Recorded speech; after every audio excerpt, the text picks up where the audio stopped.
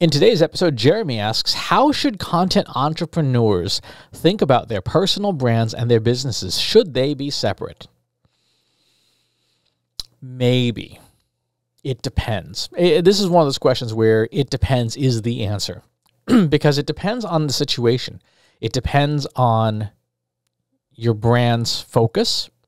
It depends on your overall strategy and outcome. What kind of business objective are you going towards, right?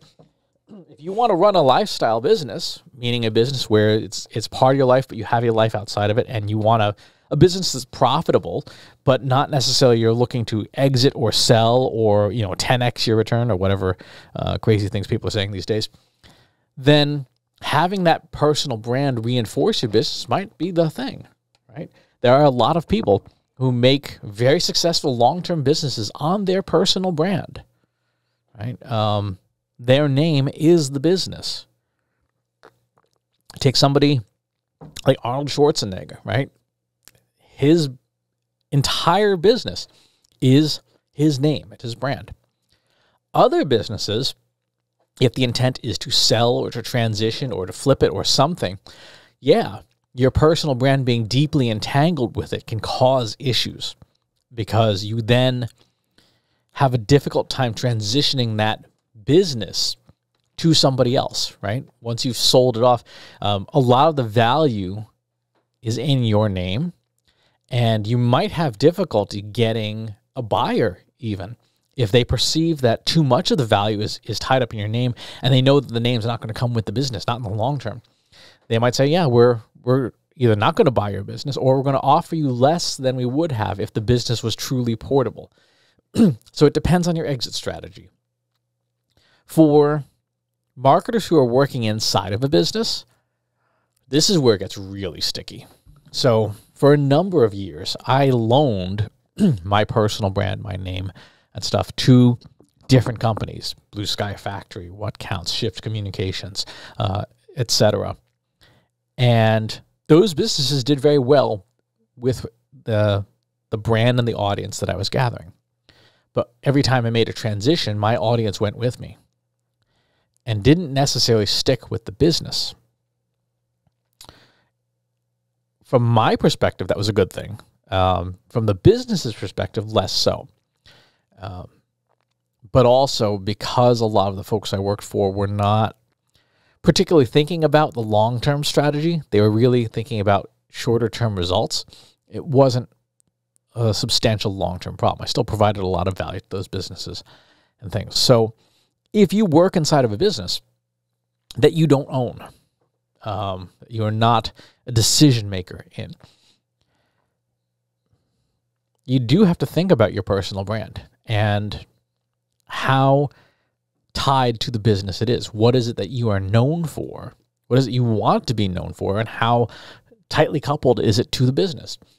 If it's something that you want to be able to move from company to company within your space, you need to be very careful about things like your employment agreement. You need to have a lawyer looking at your employment agreement and making adjustments to it. So at the last two companies I worked at, before I signed on as an employee, I had my lawyers look at the employment agreement, and we made some stipulations. We said these things are work for hire, meaning that I work for the company, and these are the things that become the company's. These other things are not. My personal newsletter is not part of the company. At the time, my only podcast, Marketing Over Coffee, not part of the company, would never be part of the company.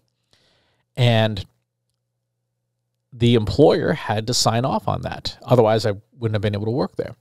Or I would have had to make concessions, one of the two. But fortunately, everybody agreed, okay, that was good enough that we kept these things separate from these things. If you work at a company right now where you haven't looked at your employment agreement in detail, I would look very carefully to see how widely scoped your employment agreement is. If the company says everything you do is ours, including what you do outside of work, might be time to change companies, right? And as you do, make sure that the next company you work for, when you get that agreement, you have a lawyer look at it and say, okay, we're agreed that the stuff that you do on company equipment during business hours is the company's. You don't have a claim to it. But everything you do outside of the company on your own time, on your own equipment, that's yours, and the company has no claim to it. Right? That's something that you have to think about very carefully, because there are a fair number of companies that do have an all-inclusive clause in the employment agreement saying if you come up with anything, if you create a $1 million YouTube channel about basket weaving, right, and the company makes concrete, and relationship, the company can still lay a legal claim to your YouTube channel if you signed an agreement that says that everything and anything you do becomes the company's. So look real carefully at the agreements you sign, and hire a lawyer, right? Find a lawyer, hire a lawyer, because it's expensive up front, but it's really expensive on the back end when you're in court being sued if you don't straighten those things out. So if you are planning an exit, disentangle your personal brand as much as you can. If you're not, if you're planning on making it a long-term bid, you might not have to. And if you don't own the company, be very careful about keeping your personal brand and the company very much church and state. Keep them separated if you don't want some serious headaches. So, really good question.